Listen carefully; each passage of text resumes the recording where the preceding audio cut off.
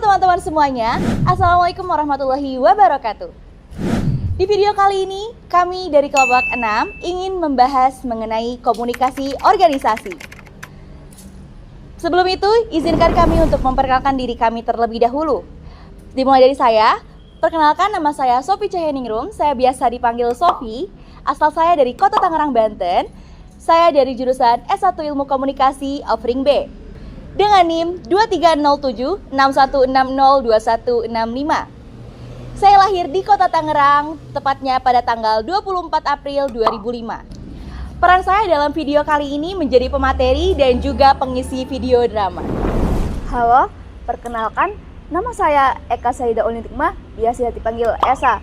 Saya lahir di Sidoarjo, 18 Desember 2004. Saya berasal dari Ilmu Komunikasi offering B dengan NIM 230761601893. Saya berumur 18 tahun. Peran saya di sini sebagai pemateri sekaligus pemeran video drama.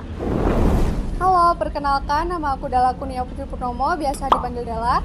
Aku berasal dari Kota Batu dan sekarang menjadi mahasiswa aktif pada Universitas Negeri Malang di jurusan Ilmu Komunikasi offering B dengan NIM 23076161032. Tempat tanggal lahir saya yaitu di Malang 30 Desember 2004 dan sekarang berumur 18 tahun. Peran saya pada drama ini yaitu sebagai pembaca materi dan juga sebagai pengisi video. Halo, saya Hilwa Bidal Firnia, biasa dipanggil Hilwa. Saya berasal dari Tuban, Jawa Timur. Saya dari jurusan S1 Ilmu Komunikasi offering B dengan NIM 230761603831. Saya lahir di Mataram tanggal 19 Desember 2004 dan kini usia saya 18 tahun. Saya berperan sebagai pemateri dan pengisi video drama. Halo teman-teman, nama saya Muhammad Irfan Januar, biasa dipanggil IJ atau Irfan. Saya berasal dari Bogor, umur saya yaitu 18 tahun, lahir pada tanggal 4 Januari 2005. Saya berasal dari jurusan S1 Ilmu Komunikasi dan kelas offering B dengan NIM 23076160849. Di sini saya berperan sebagai videographer, editor, dan pengisi materi. Halo semuanya, perkenalkan nama saya Arjuna Mardika, biasa dipanggil Arjun. Saya berasal dari Kota Surabaya, jurusan S1 Ilmu Komunikasi dari offering B dengan NIM 230761601397. Saya lahir di Surabaya pada tanggal 2 Juli 2004, umur saya 19 tahun. Peran saya di video ini menjadi pengisi video drama. Halo teman-teman, saya Irfan Januar sebagai pembuka materi pada video pembelajaran kali ini. Di sini, saya akan membahas mengenai apa sih komunikasi organisasi itu. Menurut Max Weber, komunikasi organisasi adalah suatu jaringan hubungan di antara anggota organisasi yang bertujuan untuk mencapai tujuan bersama. Lalu, menurut Peter Drucker, komunikasi organisasi bukan hanya tentang menyampaikan informasi, tetapi juga tentang memastikan bahwa informasi tersebut dapat dipahami dan direspon dengan benar oleh sang penerima. Jadi, komunikasi organisasi merupakan proses pertukaran informasi, gagasan, dan perasaan di dalam suatu kelompok atau struktur organisasi. Ini mencakup berbagai saluran komunikasi, seperti lisan, tulisan, nonverbal yang digunakan oleh anggota organisasi untuk mencapai tujuan bersama dan menjaga keseimbangan dalam kerjasama. Lalu, apa saja sih langkah-langkah dalam komunikasi organisasi itu? Hai, di sini saya Sophie. Dan saya adalah akan menjelaskan mengenai langkah-langkah komunikasi organisasi. Terdapat beberapa langkah-langkah dalam komunikasi organisasi. Yang pertama yaitu Pemancar pesan atau encoding. Langkah pertama dalam komunikasi organisasi adalah mengubah ide atau pesan ke dalam bentuk yang dapat dipahami oleh penerima. Ini bisa melibatkan kata-kata, simbol, atau media lainnya. Lalu selanjutnya yaitu transmisi pesan. Pesan kemudian dihantarkan melalui saluran komunikasi seperti email, pertemuan, maupun media sosial. Setelah pesan dikirim, lalu langkah selanjutnya yaitu penerimaan pesan. Penerima pesan kemudian mencoba memahami pesan tersebut. Proses ini juga bisa disebut dengan decoding. Dan penerima pesan mencoba memberikan makna pada pesan yang diterimanya. Lalu selanjutnya ada umpan balik atau feedback. Penerima memberikan umpan balik kepada pengirim pesan yang menunjukkan adanya pemahaman atau kebingungan mereka terhadap pesan yang diterimanya.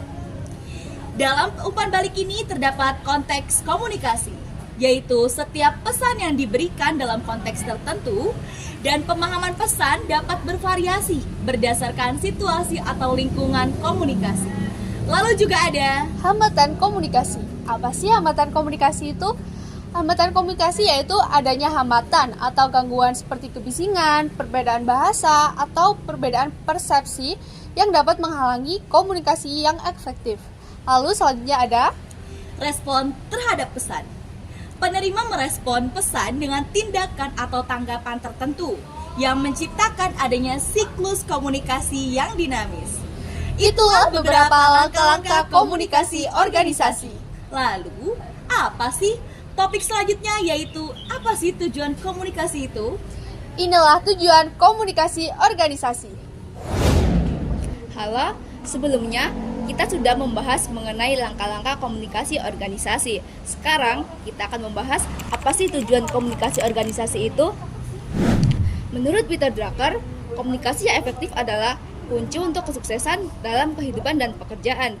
Jadi, tujuan dari komunikasi organisasi adalah menciptakan pemahaman bersama, mengelola informasi, dan membangun hubungan yang efektif di dalam komunikasi organisasi.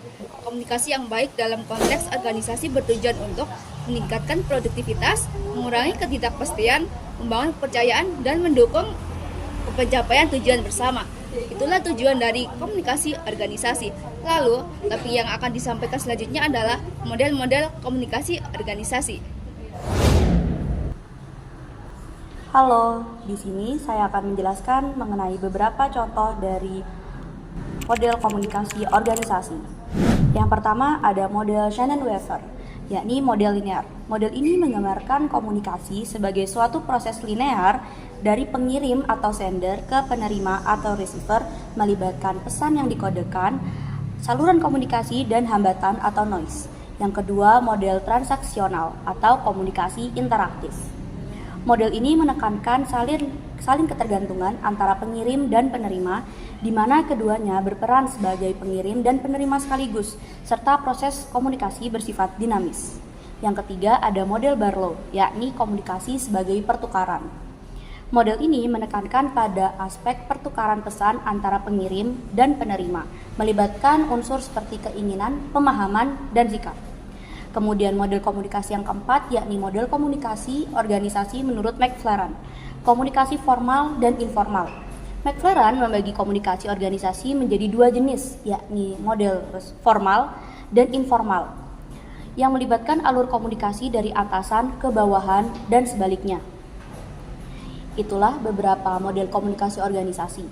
Lalu yang terakhir yaitu pengimplementasian komunikasi organisasi. Untuk contoh pengimplementasian komunikasi organisasi dapat menonton video yang satu ini. Oke, baik. Di sini saya akan mengingatkan lagi agenda kita yang mendatang, yaitu program kerja seminar pengembangan siswa yang akan dilaksanakan pada hari Rabu pekan depan. Dan kemarin saya sudah berdiskusi dengan Pak Zul sebagai pembina OSIS. Bentar, kalian diskusi berdua aja tanpa ajak pengurus OSIS lainnya gitu? Iya, kan harusnya kalau diskusi itu aja kita. Kemarin itu kebetulan Pak Zul ngajar di kelas saya. Setelah kelasnya selesai, langsung diskusi perihal proker ini. Dan itu pun Pak Zul buru-buru, katanya besok ada tugas luar kota. Gitu. Jadi mohon maaf kalau nggak bisa manggil kalian satu-satu. Mepet waktunya juga. Udah, ini makin tambah lama rapatnya. Udah, maunya gimana? Udah, saya lanjutin. Pak Zul kemarin memberi saran untuk seminar kali ini temanya pengembangan kalian siswa. Nah, saya punya ide untuk melaksanakan seminar tentang public speaking. Mengingat bahwa public speaking ini penting untuk semua orang dan ini bisa mengembangkan potensi para siswa juga. Menurut kalian gimana? Public speaking, nggak terlalu biasa tuh. Loh, biasa gimana? Semua siswa belum tentu bisa public speaking, bicara depan umum dengan baik. berani di depan umum mah bawaan dari lahir kali. Ada yang pedean ya, ada yang malu-malu juga. Seiring berjalannya waktu pun mereka pasti bakal bisa sendiri gitu. Orang cuma sekedar ngomong doang depan orang banyak, masa nggak bisa? Iya benar, terlalu basic itu mah. Tanpa kita sadari, kita udah banyak belajar tentang public speaking gak sih? Contohnya kayak presentasi di kelas. Mending seminar ini kita buat jadi penyuluhan deh. Kayak penggunaan aplikasi Canva, bisa dilihat dari pembuatan Canva pas presentasi di kelas. Basic banget cuy, ngebosenin lagi. Kalau tentang public speaking mah juga udah biasa kan, semua orang juga bisa. Kan kalau Canva ini beberapa aja yang tahu. Aduh, aku gak ikut-ikutan deh, ngurusin uang aja aku udah susah. Bener kata Esa sih, aku setuju yang penyuluhan Canva. Aduh, lagian kamu tuh gimana sih Jun? Masa ide selalu kalah bagus? Gitu mau jadi ketos, mending Esa sih, ya nggak Sa?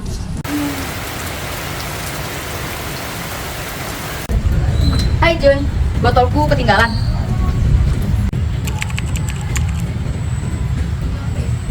Ngapain Jun sendirian di sini? Oh, mau ada rapat proker sama pengurus inti lainnya ya? Diam aja. Kenapa sih? Ada masalah lagi sama Esa? Jadi gini, kemarin itu kan kita diskusi tentang seminar sesama BPA. Terus aku kasih ide untuk seminar tentang public speaking. Tapi lagi-lagi ide itu dibantah sama Esa, sama Dela. Mereka anggap itu gak penting. Aku bingung harus gimana, aku ngerasa udah gak nyaman sama posisiku. Selalu aja begini setiap kalau rapat. Mereka tuh bener-bener nggak tahu ya pentingnya public speaking itu kayak gimana. Bisa-bisanya nyepelein banget.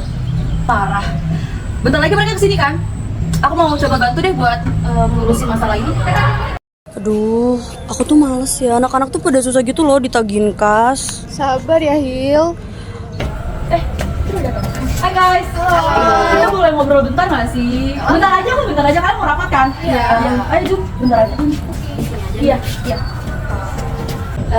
Jadi gini guys, maaf banget bukan maksudnya aku mau menggurui kalian, tapi ini tuh menyangkut masalah kerjasama dan hubungan kedekatan kita di organisasi OSIS ini.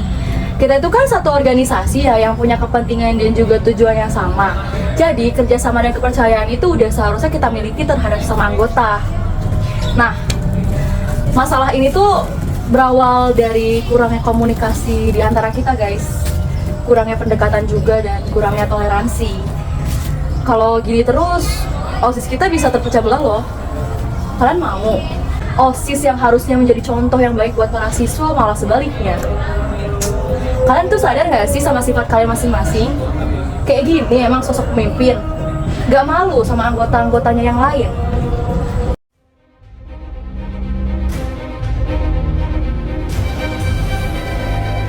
Aku minta maaf deh, kadang masalah keuangan juga aku sering nggak cerita ke kalian. Aku juga kalau kalian debat sering menghindar.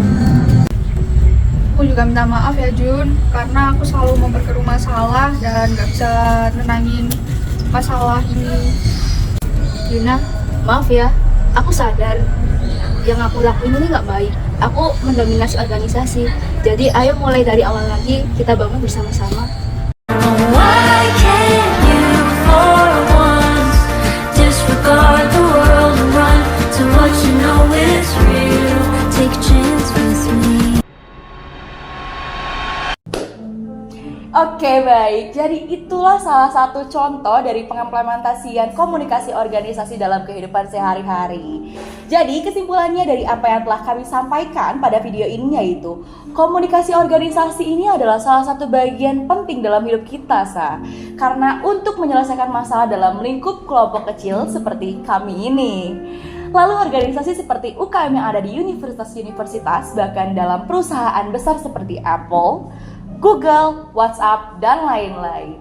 Sebelum kami mengakhiri video ini, alangkah baiknya kita tutup dengan pantun terlebih dahulu. Udah siap? Siap banget Sofi. Bapak Zulkarnain mengoleksi Gundam. Cakep. Gundamnya dibuang Biasi. Kami dari kelompok 6 Mengucapkan terima kasih. Wassalamualaikum warahmatullahi wabarakatuh.